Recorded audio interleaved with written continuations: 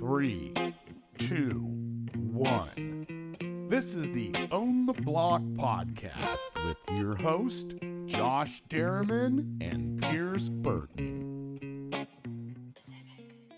Welcome to Own the Block podcast. We got Kaelee Cornell here with Fidelity Title and Escrow.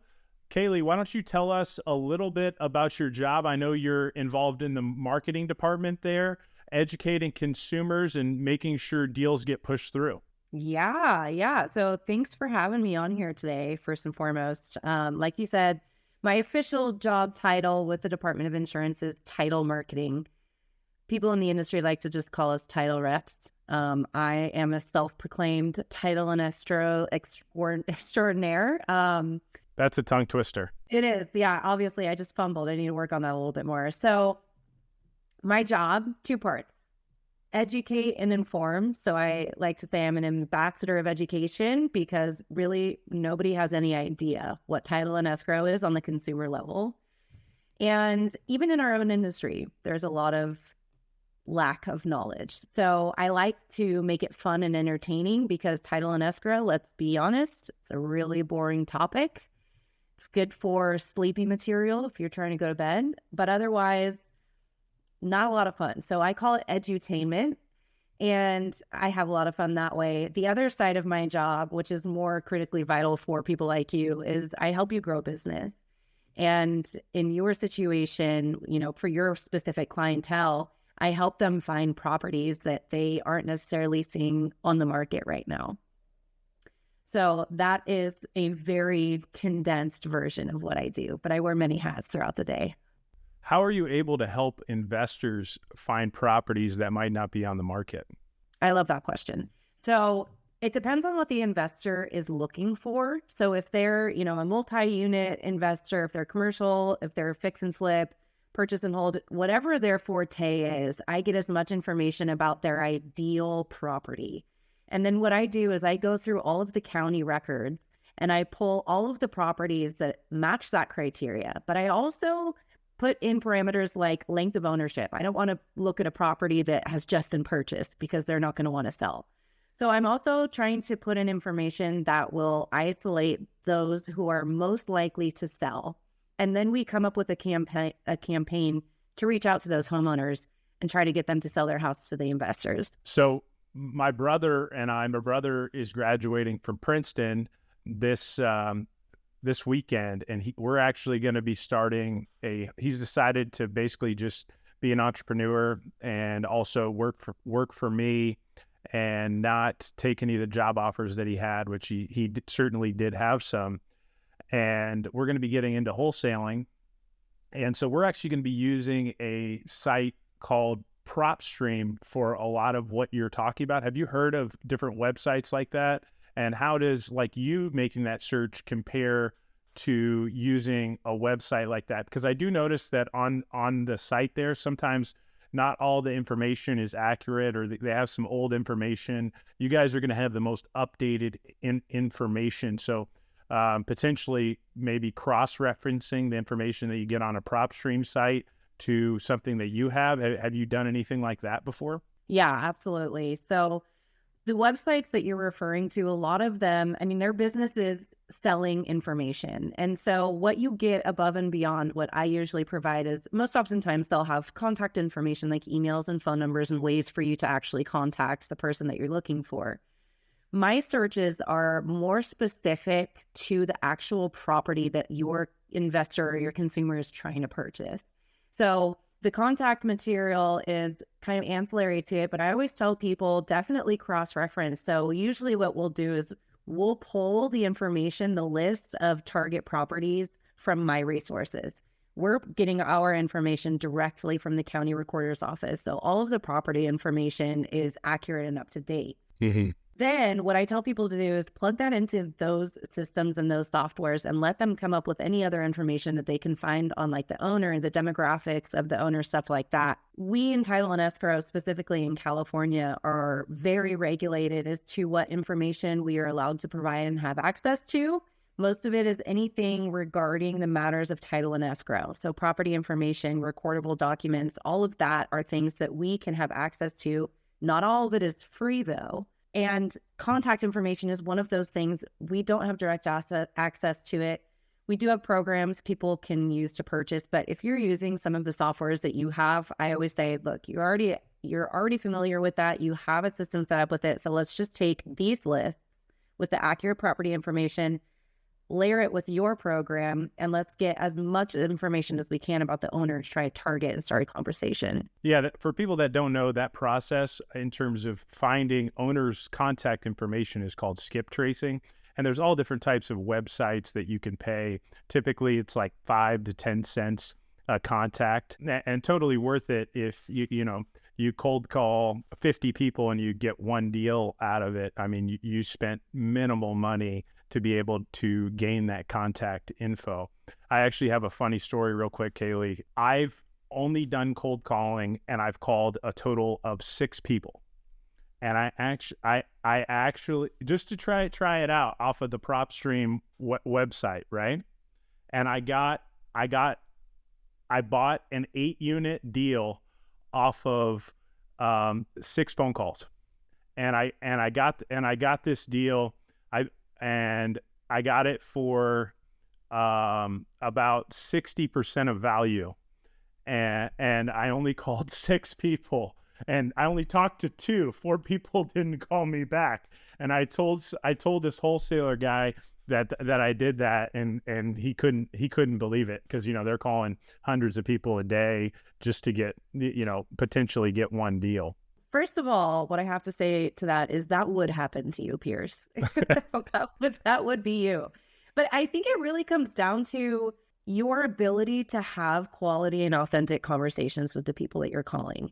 I have 100%. To cold call too, like most of the people I'm cold calling are realtors and lenders, but sometimes I'll reach out to the homeowner directly. I'm also a licensed realtor and I'm a licensed notary as well. So I have a little bit more leeway in what I'm allowed to do. And it's interesting. I made a cold call recently trying to get a sale lead, and that in the conversation turned into a land development that I ended up referring to one of my boutique builders. And this guy is now going to sell one of his 5-acre lots and subdivide it and build like 6 properties as a JV with this builder. So that was one phone call. And it's like, you never know who or how. It's all about the follow-up. And it's interesting because I do hear stories of people who they're dialers and they are dialing hundreds of numbers. And I almost feel like when you're in that mindset, the quality of your conversation loses a little bit because you're trying to get through all of phone numbers. So you're not so present in that conversation, and you're almost expecting the conversation to end very quickly, that you don't give it the opportunity to really connect and dig a little bit and maybe get an 8-unit deal at 60% market value. 100%. And I mean, I experienced that in lending when rates were super low. I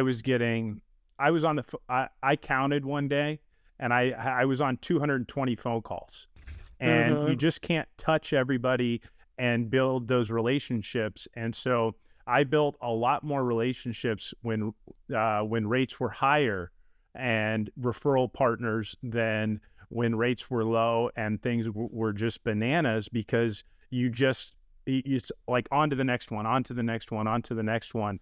And so a lot of times it's the quality of the call, not just making those phone calls. And so you don't need to call everyone. You need to follow-ups are extremely important, because we all live busy lives, and you forget about people. Quality over quantity any day. It's interesting that you say that, because I used to be a hard money, I guess, loan shark, if you want to call it, when I was living in Los Angeles. And the name of that game was dial. And I remember I would make check marks for every phone call, and every single day I had a goal of making at least 200 calls. And in hindsight, I think I was doing myself a disservice, because I was more focused on hitting my number and making the calls than I was having quality conversations with the people that I was connecting with. So if you're a dialer, keep that in mind. Focus on the quality of the conversation rather than the quantity of the phone calls you're getting done. I I have one guy that calls me once a week, right? And he's a rep for um, a mortgage company for, we're broker options, so we can. So he's trying to get me to send him broker deals, and he calls me every week, and we almost have the same conversation every week. And it's almost become a joke to me because he doesn't remember who I am, because he must just be going down a list and talk. And so we've had the same conversation 4 or 5 times. And now I just F with him because like the other day he called me and he's like, yeah, are you trying to work those realtor connections? I can help you work those realtor connections to get you more deals. We have a lot of tools. And I was like, man, fuck realtors. I literally said that in the conversation. I was like, what I'm trying to figure out is how not to work with realtors and just have the business come directly to me, and just different stuff. But he doesn't remember a single call that we've had. So why am I going to send him business? It's like a brand new conversation every time we're talking. And what a missed opportunity for him. Like, if only he knew who was on the other end of that line that he was talking to, he could have such a great relationship with you. You'd be a wonderful source of business and partnership for him. And that comes with customers too. So, I have certain customers that call me every time they get a deal. And the only thing they ask is, what's the rate I can get on this? And then as soon as you give them the rate, they're either going to go with you, or they're going to go try to find a better lender. And there's always a better deal. There's always a better rate. And those people, you're not even going, as whether you're a realtor, a title rep, or a lender, you're not going to spend the time on those type of people. So there's certain clients that I have pinned as, this guy's a rate shopper. And so every other lender, every other realtor is going to have them pinned as super price sensitive. So they're not going to be nearly as willing to help you. And so you're actually pinching pennies on your way to making dollars, right? And it's not a good way, especially in the real estate game, to go about building relationships. And ultimately, relationships are where you're going to get the most bang for your buck, make the most money. Like, I have a title company that I work with religiously, same title attorney that I buy property with. And I had a lender, well, I use an outside lending source recently to purchase a property that I wasn't the lender on, and because it was a local bank and they offered some different products. And they made mention to me, they go, hey, looks like this title company is charging you more than the typical title company that we recommend. You should go with this other title company next time. I think they're charging you too much. And I go, I'm not paying for just the title work. I'm paying for the service and the relationship that they're providing. They've referred me countless people and realtors and different resources for me to be more successful in my business. And that's one thing that I think a lot of investors and newbies in the real estate game don't fully understand or grasp. And I was victim of the same thing when I was first getting into investing as well. Yeah, I love that you brought that up, because I think it's a programmed response for consumers to be focused on things like price, rate, but they don't even really know why. And I get asked all the time, why should we use your title company, or their fees are lower than your fees? And what it really comes down to is exactly what you just said. It's the relationship. It's the service, the level of service. You go to Nordstrom's for a reason. Yeah, it's expensive, but the level of service that you get, the quality of the service is, you can't compete with it on the retail level. And what I like to tell people is, in any service, whether you're walking into a fast fast food service, or you're walking into a Nordstrom's, whatever it is, you will get 3 experiences with that service. It can either be cheap, it can be fast, or it can be quality. And you can have a combination of those 3. But what I have found in my experience is that when cheap is one of those, quality usually is not. And any consumer, especially when you're dealing with the matters of title insurance, with mortgages, these are securities around your biggest investment and some of your biggest assets of your life. So would you rather drink 5 less Starbucks a month to have a better quality service? Or do you care more about your Starbucks and saving a couple pennies so that you can have a cheaper service? That's really what it comes down to. 100%. 100%. You can have something fast and good, but you can't have it fast, good, and cheap. I've had clients who have left me for a lower rate at maybe a mortgage shop that doesn't have any type of support staff, any systems in place to close loans quickly. And they'll come back to me and they go, hey, I've been dealing with this guy and I get a response every Tuesday. I email them on Wednesday and I get a response back on Tuesday. And then they'll come back to me and a lot of times we'll end up doing the loan and having to do it in a hurry or something like that because somebody screwed something up. Are you only targeting California for your clients, or are you able to like pull these lists in other states, other markets? Because I know Fidelity is pretty much nationwide, right? Yeah, that's a great question. We are, in fact, nationwide. Fidelity Title is actually the largest title insurer in the nation. So we insure 1 in 3 transactions that close nationwide, whether it's a Fidelity direct or a subsidiary of our Fidelity families.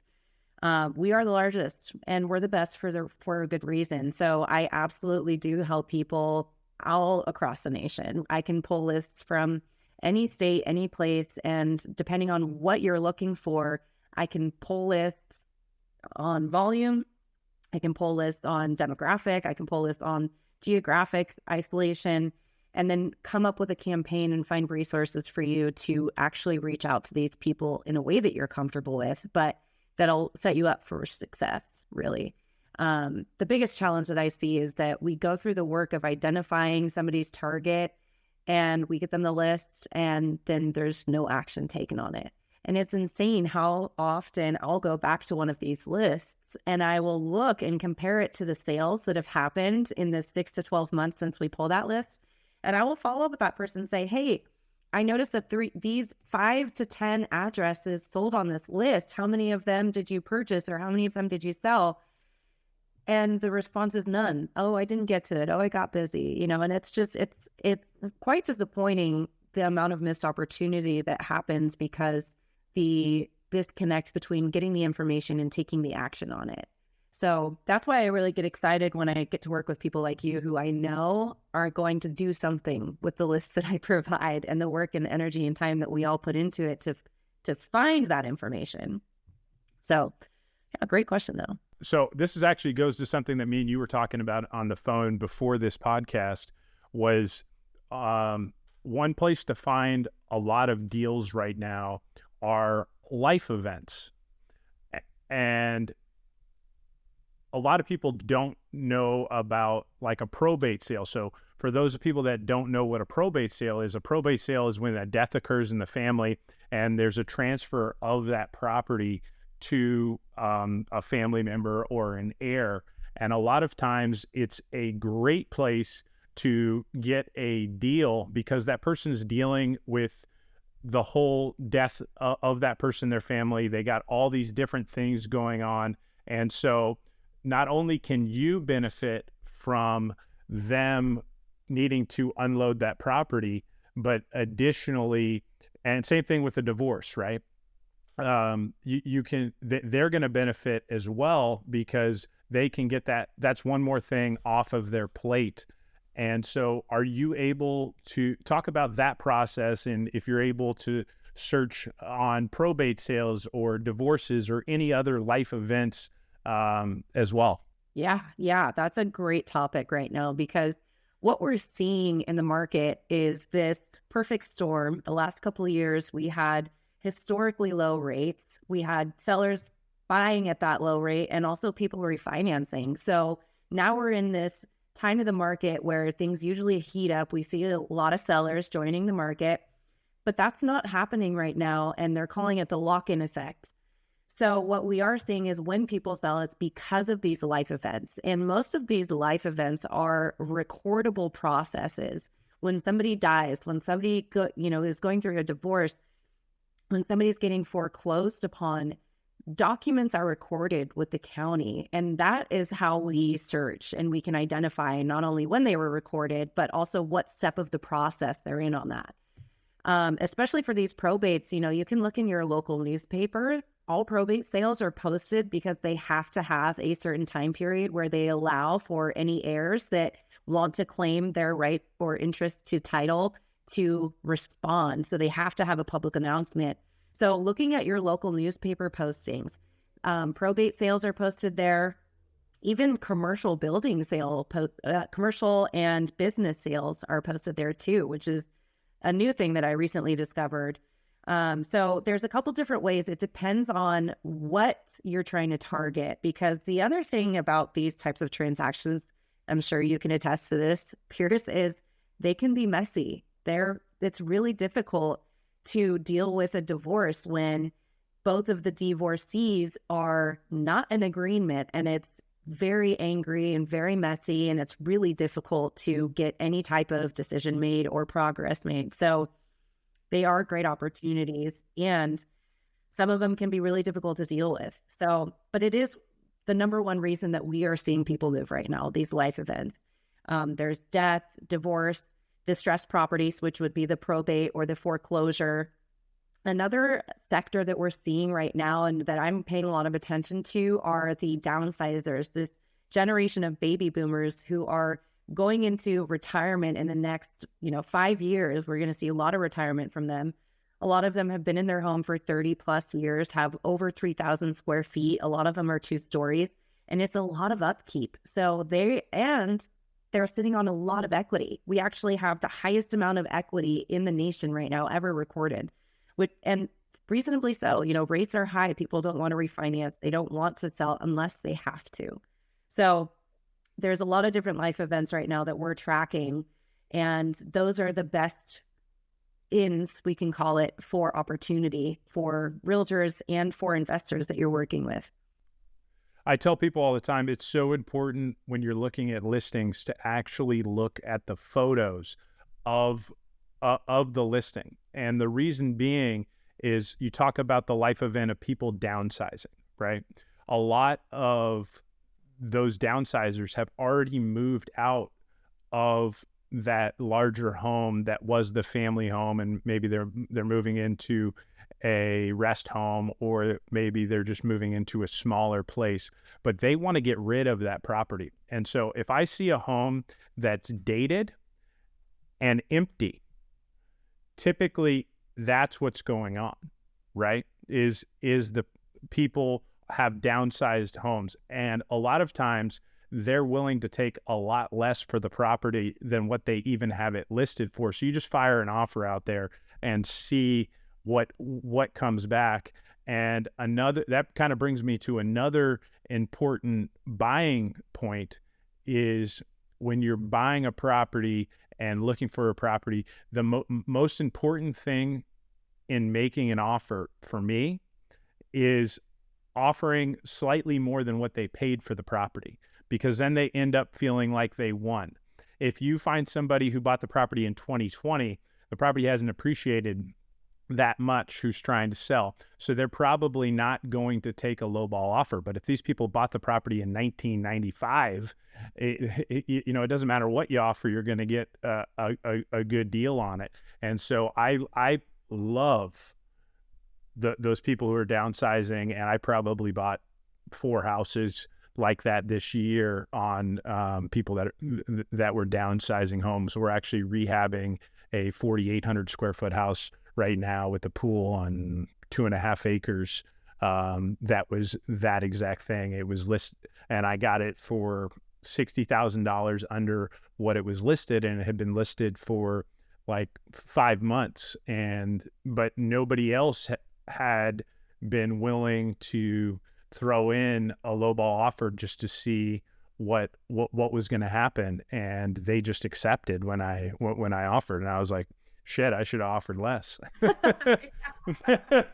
never know what's going to happen unless you try. Most people are, they talk themselves out of trying. But, there's two other things as you were talking that came up that I do see a lot of traction and interest happening. And the first area is in those 1031 exchanges. Especially here in California, we see a lot of people liquidating their assets here in California and investing outside. And it makes a lot of sense, but there's so many other ways that people can utilize the 1031 exchange. They don't understand that you can sell raw land that you're holding on to and exchange that into physical, single family residences or multi-unit properties, and also evade that capital gains tax. And of course, you have to have rental income on the property, but there's a lot of ways that you can get creative about that. So the 1031 exchange, I think, is a huge opportunity because a lot of these landlords or investors are just mom and pop people. They're not these big corporations who are savvy on investing and the opportunity with tax cuts or breaks, we'll call it. And also what you can do if you don't want to exchange into real property. They have these incredible DSTs, the Delaware, they're called Delaware Statutory Trust. Statutory Trust, thank you. Which are these, super incredible commercial portfolios. And it's just pure passive income to you as long as you're there for the life of the property. These are all incredible opportunities that a lot of people don't know about. And I think there's just a general lack of information and education as to what people's options are, especially in this investment world when it comes to tax incentives like the capital gains offerings of 1031 exchanging. So that's one area. The other that I see is with opportunity zones for investors. And this was an act that was passed when Trump was in presidency. And basically, it was an incentive for investors to bring their money into low-income areas to try to help gentrify and vitalize the area, whether it's through residential investments, commercial investments, retail investments. And there's a huge tax incentive for investors. If you invest in an area that is deemed an opportunity zone and hold that property for at least 5 years, you get a 10% tax cut or tax break on your capital gains. If you do it for 7 years, it's a 15% tax break. And if you hold that property for at least 10 years, it's 100% tax forgiveness on your capital gains. And a lot of people don't know about that, which blows my mind. But opportunity zones are quite that. It's a huge opportunity for investors as well as it is for the area itself that's needing all of that life, we'll call it. So those are two areas that I see right now being a huge opportunity for people who want to take advantage. As we all know, down markets create the biggest opportunity. So it's hard to identify the down market right now, though, just because of the lack of inventory is creating kind of a frenzy that we didn't quite expect with these high interest rates. But still, there's opportunity out there if you're looking in the right place.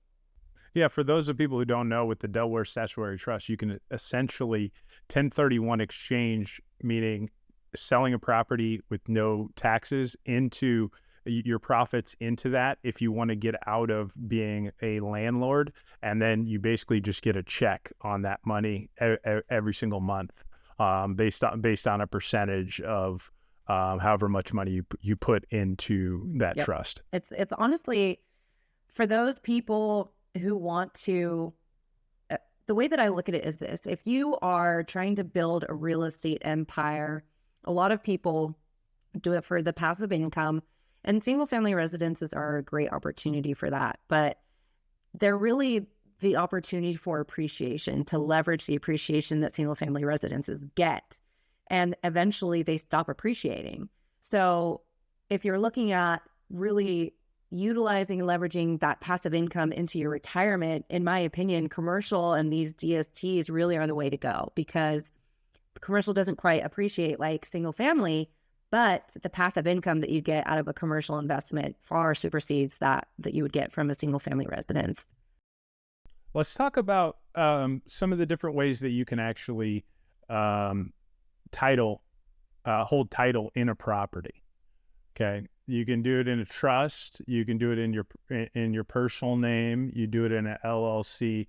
Can you talk about kind of each of those and how each of those go? Yeah. So it really comes down to the tax benefits of it. And of course, we advise everyone, talk to your CPA. We technically cannot advise anyone how to hold title. We technically can't advise anyone on anything because we're a neutral third party in title and escrow. So we have a really great spreadsheet of how holding title, what that means is to your interest as an owner.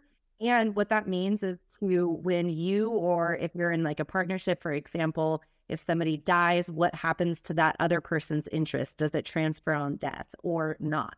So it really depends on the person's situation. When we're dealing with, your basic single family residential properties, we most common see either joint tenancy between married couples or sole and separate property as a single individual. We do see other types as like community property, tenancy in common, but those all have different ramifications as to your interest in ownership and what happens on death of one of the owners. When we see more of the LLCs, the corporations, which is really common, those tend to be more for the tax benefit for those investors who are building a portfolio of real estate. And there's a lot of benefits for holding your properties in the name of your business and operating it as a true business rather than just owning several properties as a single person. So I know that didn't exactly answer the question, but it's just because there is no one answer. It all depends on who you are, what you're trying to do with that property, and what you want to happen to the property if you die or if you plan on selling it long before that happens. So it really is a case-by-case basis. No, you should be a politician because you're doing the classic pivot there. Because legally, you can. I am a strong diplomat.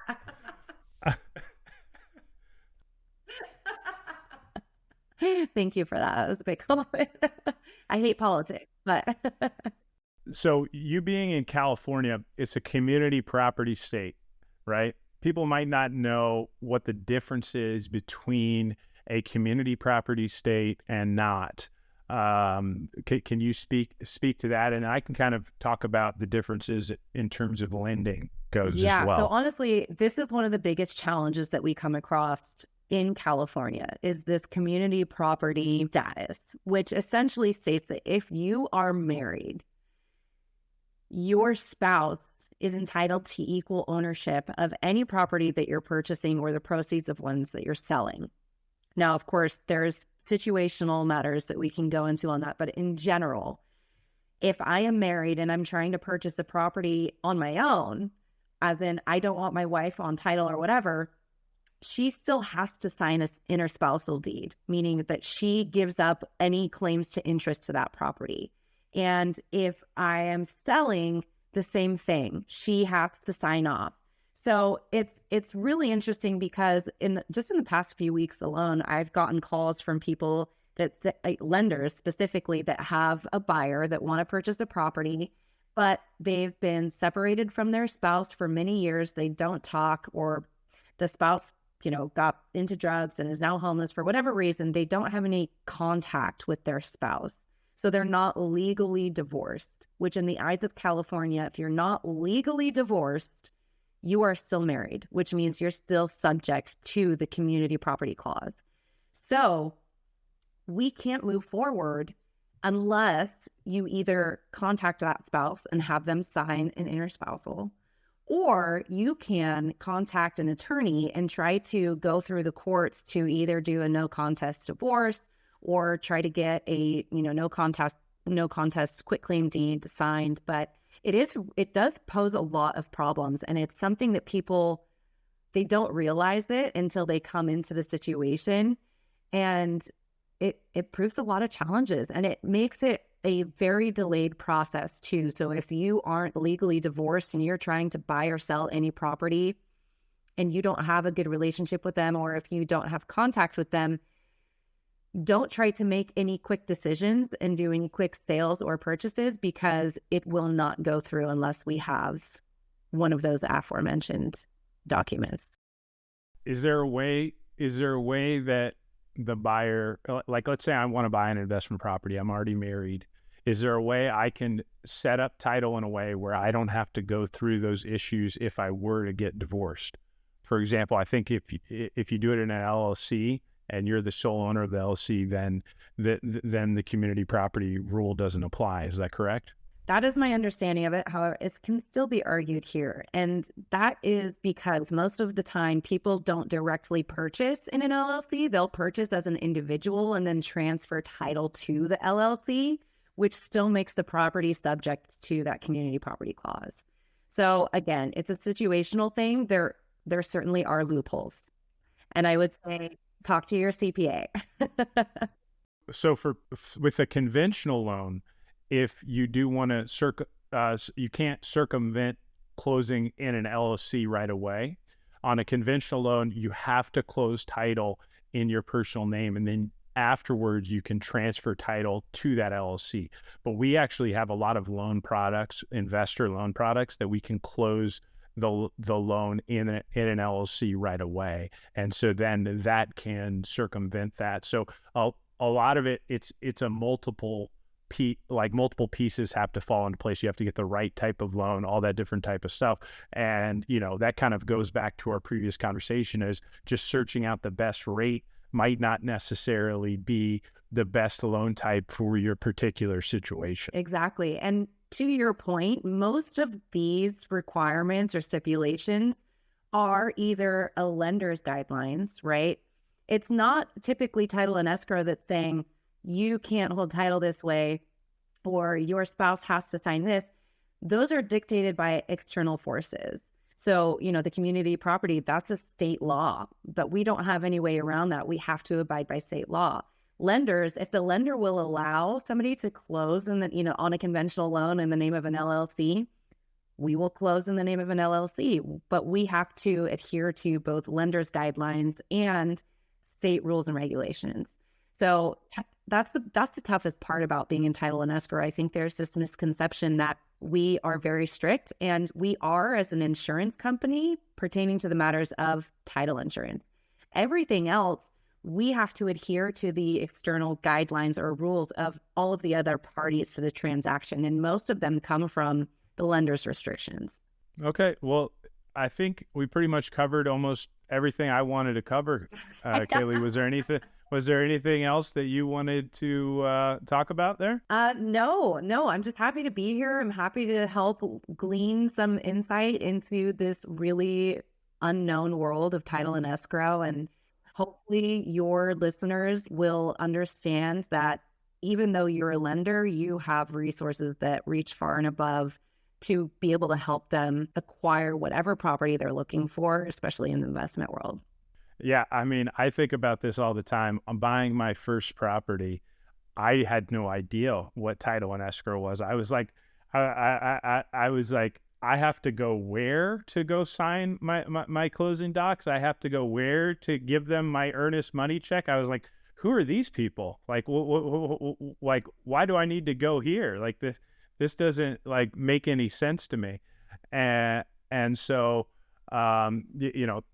as you buy more properties, title becomes more and more important.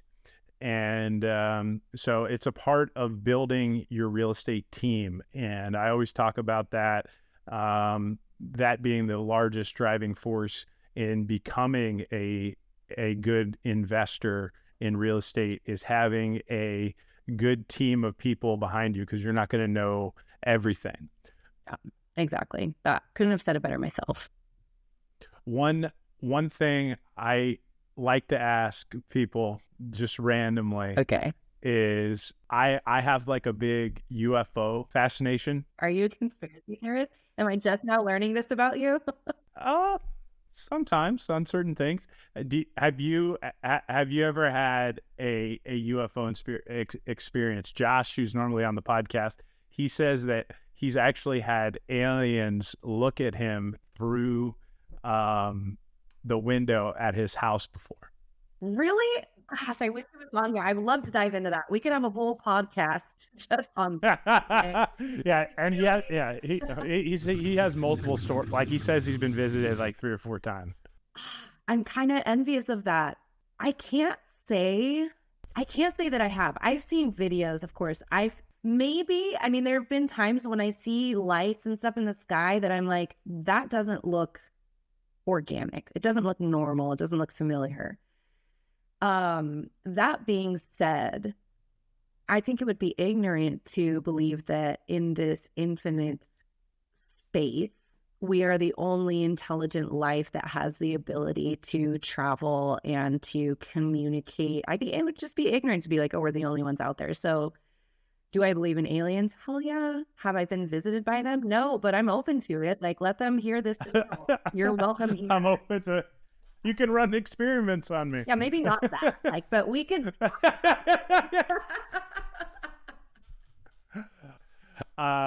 Anything else you'd like to talk about or ask me? I mean, tons, yeah, but we don't have enough time for that, so we'll have to like get off of a non-real estate podcast to get there. All right. Well, sounds good. This has been the Own the Block podcast. Appreciate Kaelee Cornell from Fidelity Title visiting us today. And thanks, everybody.